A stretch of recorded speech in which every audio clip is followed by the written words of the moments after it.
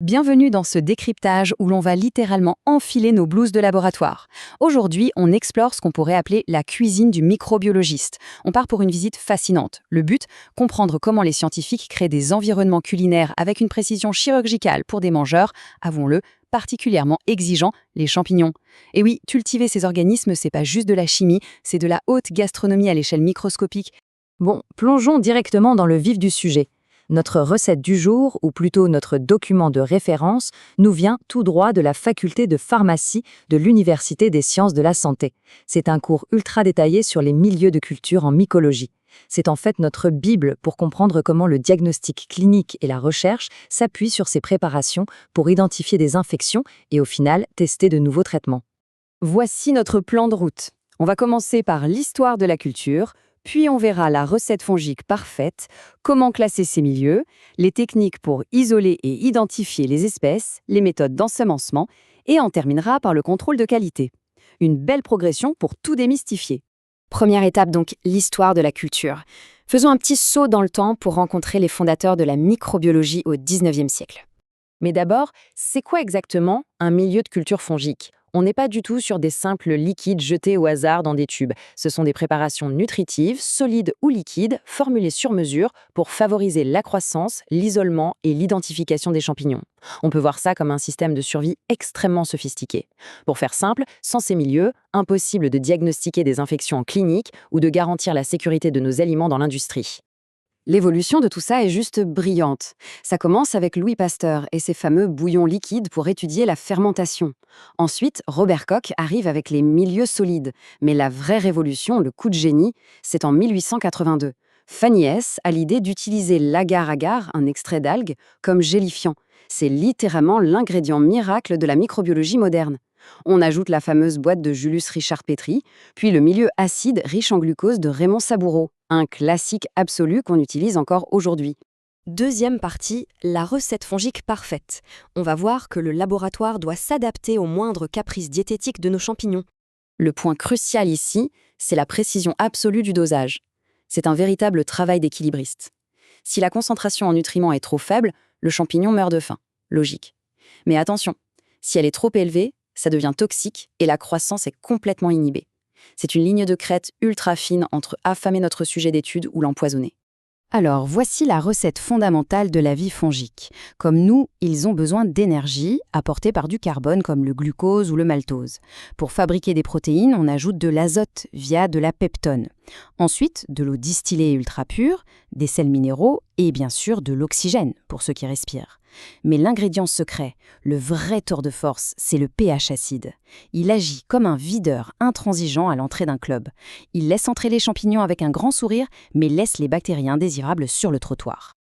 Passons à la troisième partie, classer les milieux de culture. Comment organise-t-on tout ce garde-manger scientifique ? La toute première distinction, c'est l'état physique. D'un côté, on a les milieux liquides, ou les bouillons. Sans notre ami l'agar, ils sont parfaits pour ce qu'on appelle l'enrichissement, c'est-à-dire multiplier un échantillon à toute vitesse. De l'autre, les milieux solides, figés avec l'agar. Et pourquoi s'embêter à faire du solide ? Tout simplement parce que c'est indispensable pour observer l'apparence, la morphologie des colonies, et ainsi pouvoir les identifier à l'œil nu. Mais ce qui dicte vraiment le choix au labo, c'est l'objectif final. On veut juste faire pousser le champignon, on prend un milieu d'isolement. On a besoin de son nom de famille exact, on passe sur un milieu d'identification pour étudier son métabolisme.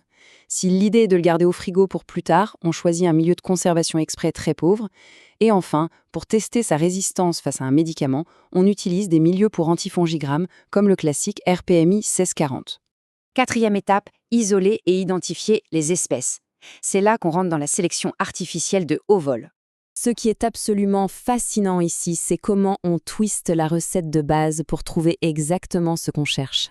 Le milieu de Saboureau classique avec son pH acide de 5,6, c'est le passe-partout. Mais si on y ajoute un antibiotique, le chloramphénicol, paf, on coupe l'herbe sous le pied des bactéries rapides. Encore plus fort, on y ajoute de l'actidione, aussi appelé cycloheximide. C'est tellement toxique qu'on s'en sert en agriculture pour éliminer certaines moisissures tenaces et ne laisser pousser que des spécimens très précis. C'est de la chirurgie microbiologique. Et une fois isolé, il faut faire parler le suspect. Ces milieux forcent le champignon à révéler son identité. Sur le milieu YNB par exemple, il n'y a pas de carbone de base. On ajoute des sucres spécifiques, un par un, Et si ça pousse, on a sa signature métabolique. Encore plus visuelle, le milieu lacrymel. Certains dermatophytes qui produisent des couleurs éclatantes, comme un jaune orangé flamboyant pour Microsporum canis ou un rouge vigneux profond pour Trichophyton rubrum. La biologie devient littéralement une œuvre d'art pour poser le diagnostic. 5e partie, les méthodes d'ensemencement. Comment passe-t-on à la pratique sur la paillasse du labo? Voyons comment ça s'orchestre concrètement et toujours dans des conditions d'asepsie absolue près du bec Bunsen. Sur une boîte de pétri solide, on fait ce qu'on appelle des stries d'épuisement. On zigzague avec l'échantillon pour bien séparer les cellules et obtenir de belles colonies toutes seules. Pour tester des antibiotiques, on va carrément inonder la surface avec du liquide. Et si on a besoin de compter chaque petit microbe, on dépose exactement 100 microlitres qu'on étale uniformément avec un petit râteau. C'est hyper méticuleux, une vraie chorégraphie. Enfin, 6e et dernière partie, le contrôle de qualité. Car la confiance n'exclut pas le contrôle. C'est ce qui illustre toute la rigueur scientifique. Impossible d'utiliser une préparation sans faire 2 tests cruciaux à 35 degrés pendant 18 à 24 heures. Le test de stérilité d'abord, on met le milieu tout seul au chaud. S'il ne se passe rien du tout, super, il est propre.